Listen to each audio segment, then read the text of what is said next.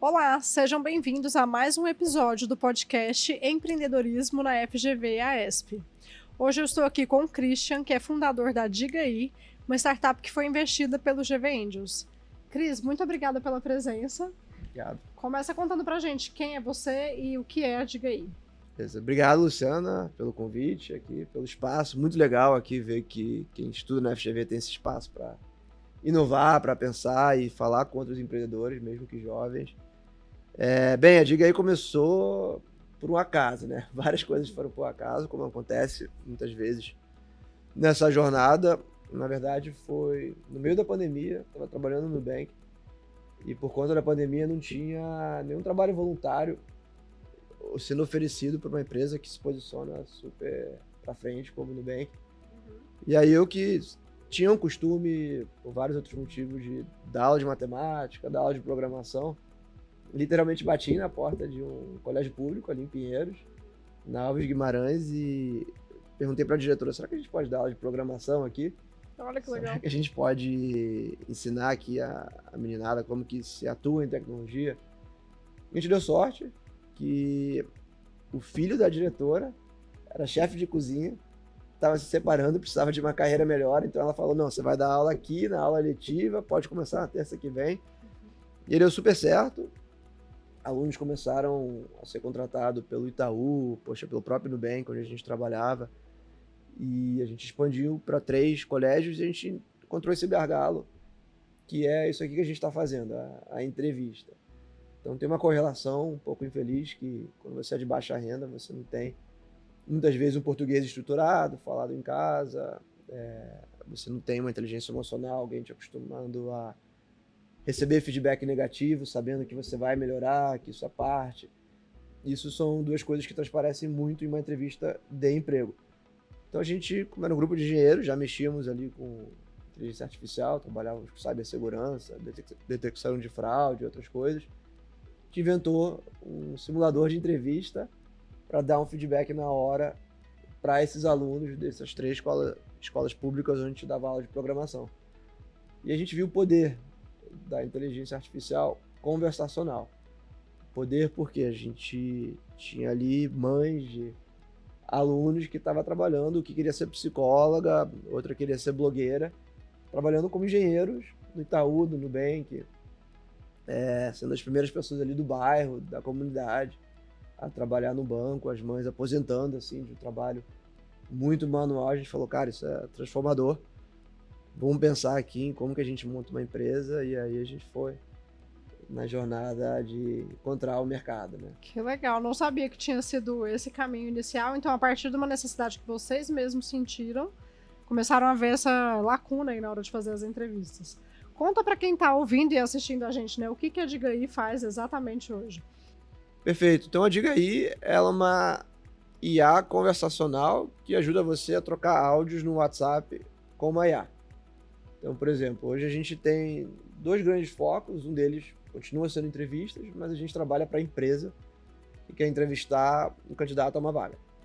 Então, em vez de você ter que encontrar a agenda com o recrutador, parar, ir no salão, ajeitar o cabelo, cortar o cabelo, pegar uma camisa nova, você troca áudios com a nossa inteligência artificial e ela te dá uma chance de falar o que você sabe para passar nessa entrevista de emprego ou entender os motivos pelo qual essa vaga não é para você. Então a gente entrevista as pessoas em tempo real, de maneira bem menos enviesada, de maneira muito mais justa do que com o recrutador. Todos nós temos vieses, querendo ou não.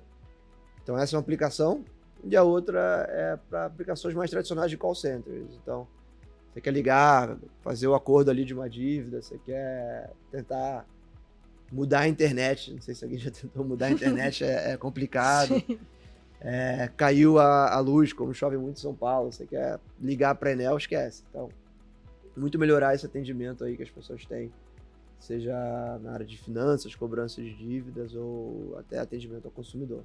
E hoje vocês fazem isso usando a inteligência artificial como uma conversa, como se ele estivesse conversando com uma pessoa real. 100%. Na verdade, você trata aí de... Poxa, quando você consegue falar com alguém enfim, na companhia de luz ou de internet, o atendimento não é tão empático. Então, a IA conversacional, ela é até um nível acima em termos do valor ali do atendimento que você consegue. E me conta, como é que estão os clientes de vocês hoje? Assim, que empresas vocês estão atendendo? Que números vocês já alcançaram? Bom, a gente tem hoje 70, acabou de virar um mês, então acho que 75 clientes. Olha só. A maioria são empresas de 10 mil pessoas para cima, então a gente atende, poxa, Nubank, a Deloitte, uma das consultorias Big Four, a Stone de pagamentos, a gente atende Drogaria São Paulo, a gente atende Carrefour, outras empresas que têm muito volume de conversas ali com candidatos ou clientes finais. E como é que tem sido a diferença assim, do que vocês entregam versus o que eles tinham conseguido fazer tradicionalmente, sem usar a plataforma de vocês? A entrega ela é disruptiva, né? Então, imagina que você está acostumado a aperte um para falar com não sei o quê, demora 10 minutos até você falar com alguém. Ou de entrevistas, você fala com um recrutador ou nem isso, você preenche um cadastro ali de... Deve ter muita gente que escuta aqui que está aplicando para emprego, você faz um cadastro de 45 perguntas que demora 15 minutos para talvez falar com alguém, talvez depois disso receber esse feedback. Então, o impacto ele é 7 dias a menos para fechar uma vaga, eu vou economizar 50 horas do ponto de vista da empresa para conseguir contratar alguém, só que ele é disruptivo e a gente precisa sempre educar quem está usando que, olha, a realidade é diferente. Então, é difícil você pegar alguém que está acostumado a só andar a cavalo e falar, isso aqui é um carro. Ele vai ser muito mais rápido, as pessoas vão confiar assim diretamente. E como é que tem sido esse processo, assim, para mostrar os casos de sucesso, ganhar mais clientes? Como é que vocês têm feito essas vendas? É uma coisa que a gente aprende empreendendo e estando em clientes grandes é que não adianta tentar ir daqui até a Lua com inteligência artificial. Vamos pensar no que é o mais fácil que eu posso mostrar que a IA vai funcionar. Então, muitas vezes olha, redução de custo, redução de tempo, o aumento de NPS, ou Net Promoter Score, a percepção ali dos candidatos ou de um cliente. Como é que eu posso mostrar que tem um ganho fácil ali com um custo menor? E aí você vai conquistando confiança e indo para desafios mais complexos. Então, sempre entendendo qual que é a tese mais fácil de se validar. Faz muito sentido. Bom, e eu sei que vocês receberam investimento, né, do GV Angels logo no comecinho, foi um dos casos aí que eles investiram bem no early stage mesmo, quase que lá no PowerPoint, assim. Como é que foi isso, a importância de receber esse investimento e no que esse capital ajudou vocês? Pois é, estava aqui, acho que mês passado, como um case de sucesso de inteligência artificial, falando o que vocês estavam pensando quando vocês investiam em empresas que faturavam 1 milhão, por mês a gente estava faturando acho que 5, 10 mil por mês. Mas eu vejo que é muito o momento de IA, e a gente pode falar um pouco disso, de eu tenho que apostar em algo que não está pronto, porque tudo acontece muito rápido e a ajuda tem sido muito boa preparando para uma nova rodada que a gente está levantando, inclusive agora, né? A gente levantou um pré-seed em que a GV Angels entrou na cap table, investiu, agora estamos levantando o seed, mas o due diligence, que é o momento ali em que o investidor institucional vai entender, poxa, quanto você tem no banco, para onde que esse dinheiro vai, quem são seus clientes, como que você precifica. O que a gente passou era aquilo para uma empresa que está faturando 1 milhão. Então acelerou, de fato, o que a gente ia aprender por bem ou por mal no mercado. Então isso foi muito legal, mas eu acho que o grande bônus, né, a grande vantagem de ter a GV Angels como investidora é o pool de conhecimento e formados da GV que entram, né? Então a GV Angels, ela tem um grupo ali de centenas de investidores que já se formaram na FGV, estão muito bem, agora querem investir, e eles entram cada um com uma cota de 10, 20, 50, 100 mil reais para ir montar o montante de investimento. Então, a você receber o investimento da GV não é só uma pessoa. Normalmente são 10, 20 por trás, né? E todas essas querem que sua empresa dê certo. Então, elas vão abrir portas, elas vão te dar dicas, elas vão realmente trabalhar como se fosse o verdadeiro sócio do negócio.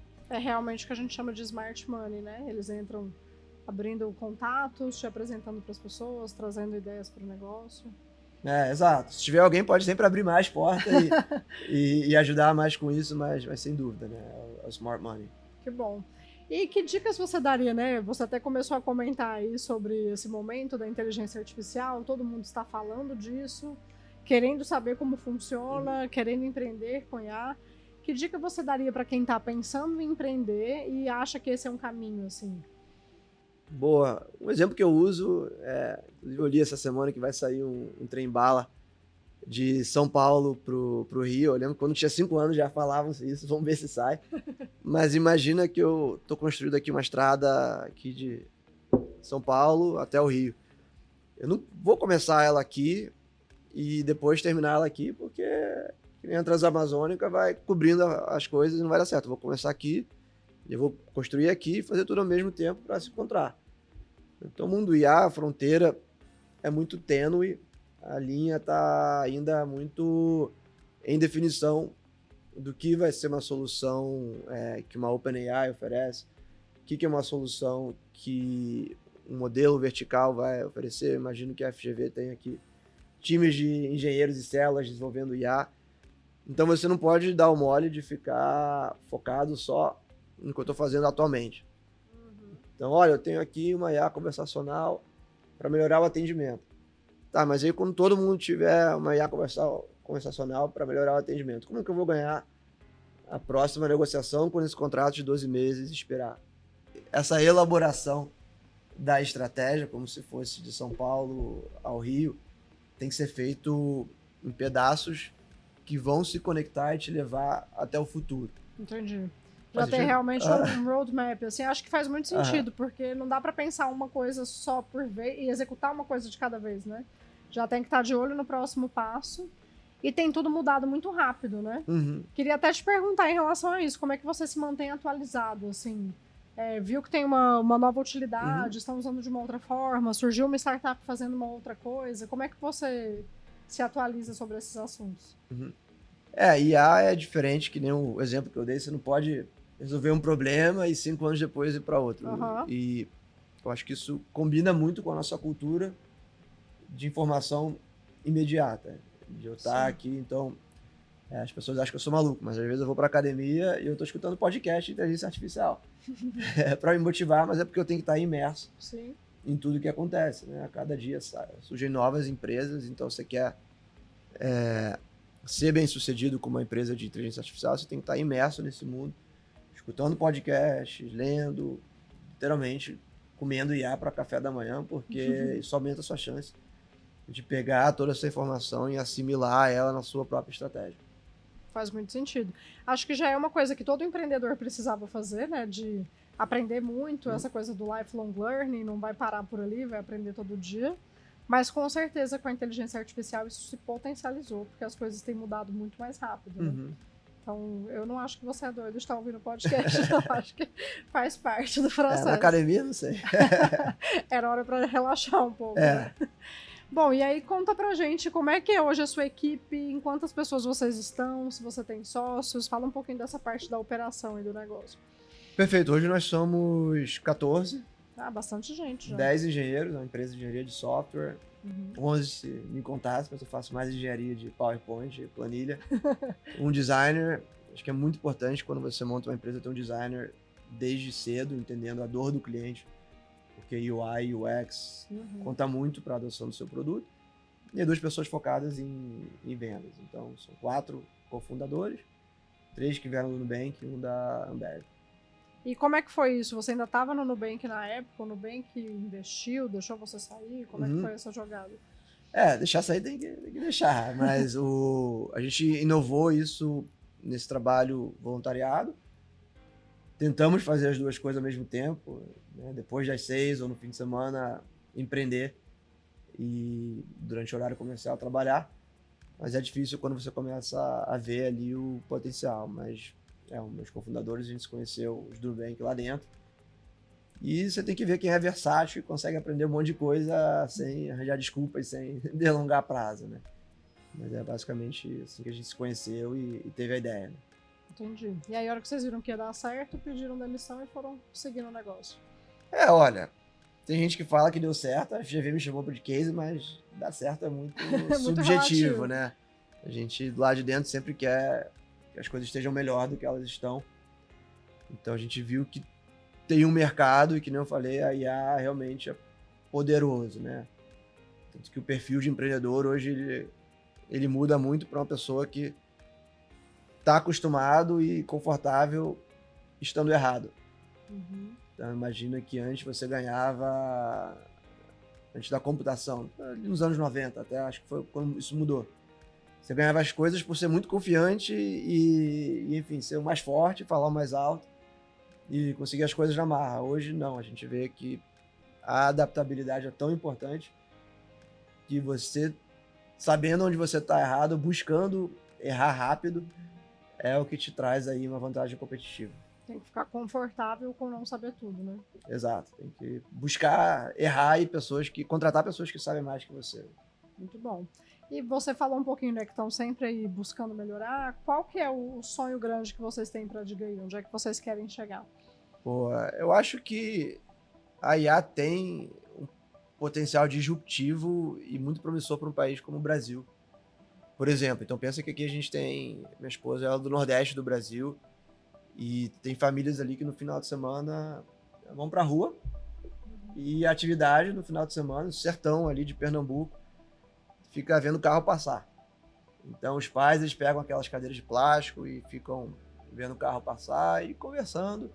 Mas aí você passa lá, passei ano passado, no finalzinho do ano passado, aí a molecada já tá com o celular na mão. Uhum. Então eu acredito muito que uma LLM, né, que é a GenAI, ela vai rodar aqui em todos os celulares, isso até o final desse ano. Então, a gente tá num país onde a gente manda 4 vezes áudio a mais Do que os outros países. do que o resto do mundo. Sim. Por áudio, a gente consegue transmitir informação 3 vezes mais rápido do que lendo e escrevendo, ainda mais quem fala rápido. E eu vejo isso como uma verdadeira oportunidade que o nosso país vai ter para colocar conhecimento e botar para um jovem que tem uma ideia ali as ferramentas necessárias de construir um software, de construir uma ferramenta sem necessariamente ter que saber programar. Então você tendo esse espírito empreendedor, estando acostumado a errar e buscar a solução e aprender rápido, que a gente tem, né? Nosso povo ele é perseverante. Eu acho que a Diga aí teria muita sorte tendo aí um pedacinho em todos os áudios que são mandados de empresa para consumidores, de empresas para candidatos, de empresas para clientes, podendo ferramentalizar esse movimento de pejotização, né? Que eu vejo que tem mais e mais pessoas tendo ferramentas para empreender sem necessariamente precisar de tanto aporte, tanto capital. Que bacana, queremos ver aí essa jornada onde vai dar. Bom, Cris, para a gente encerrar, queria pedir que você deixasse aí uma dica para quem está pensando em empreender, começar um negócio, que dicas você daria? Não se prenda ao seu conhecimento de programação, não se prenda a eu não sei fazer isso. Você não precisa de um produto, na verdade, se você tem um produto perfeito, você está errado. Você precisa de um produto que ele vai quebrar, mas que ele consegue provar a principal tese, né? Se você tem uma ideia e um produto e ninguém está pagando por isso, se chama um projeto, não é uma empresa. Você quer uma empresa, as pessoas têm que coçar o bolso e te pagar.